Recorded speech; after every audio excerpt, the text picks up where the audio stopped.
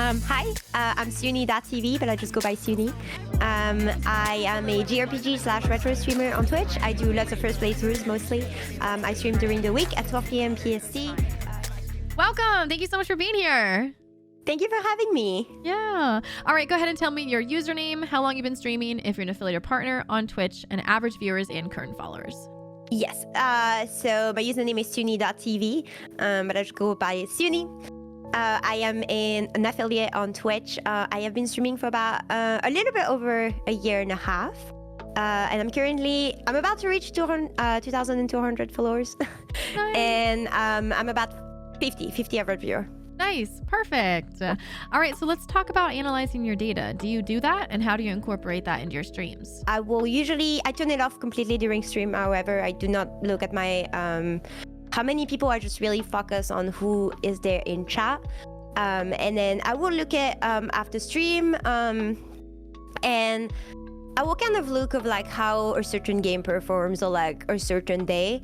I still make sure to play things that I want to play and have fun, but like if I obviously see that a game is not really interesting for anyone, and people don't necessarily enjoy watching me, I will transition to a game where I feel like I can have more people hanging out, if that makes sense. Mm-hmm. So my advice is just to do that over a couple of weeks, sometimes change different days, and see how it works. I feel like, because numbers are gonna vary, people cannot always be there.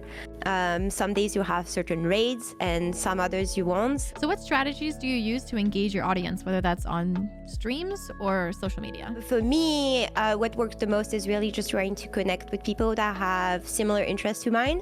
And then for my own stream, I try not to overly self-promo, especially in Discord. I mostly use Discord to connect with others. So what about your go live notifications? What works and maybe what doesn't?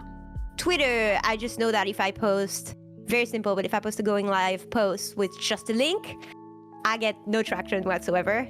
But if I post a photo, a selfie, or a photo of my starting soon screen, I get more likes and more retweets. My go live notification from Twitch and Twitter is usually the same, but I will be changing it every single time. In my experience, the more personalized my Twitch live notification is, the more click I used to get. So how do you adapt with social media algorithm changes?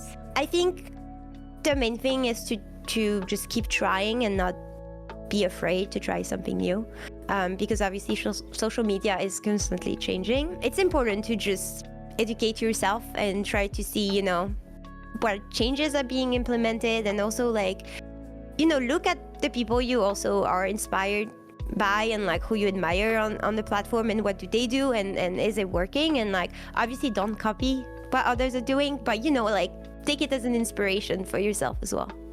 Yeah, totally. So what tags work best for you and your channel? So weirdly, the tag that works the best is English. I didn't mention that, but I am French, but I stream in English. So I do have a tag there that says English. And then the other tag that was the best for me is first playthrough.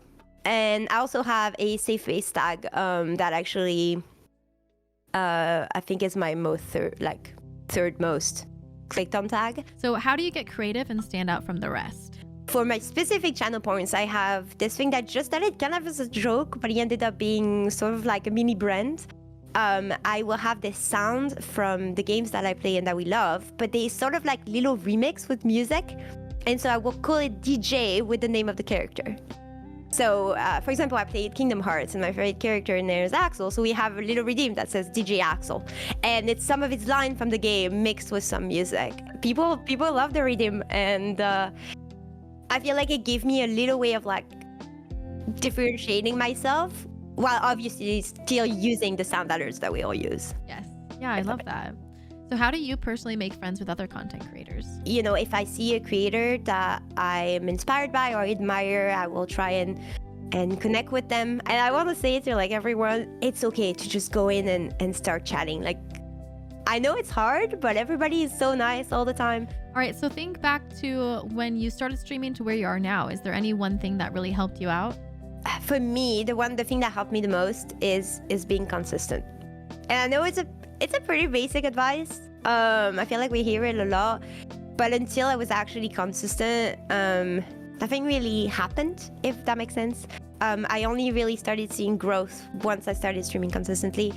And at the beginning of your streaming journey, I feel like it's very easy, and it's to just play different games and like trying to see what sticks and what's for you.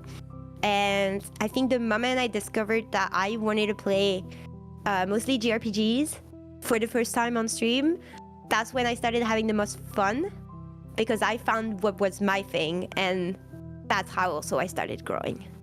Totally. And yeah, so I started with Kingdom Hearts and I went through the whole series, and then I started playing Final Fantasy and other JRPGs, and that's how I met most of my community and friends, and it's been the most fun for me as well. So that was my last question. Do you have any final thoughts? Or are you feeling pretty good?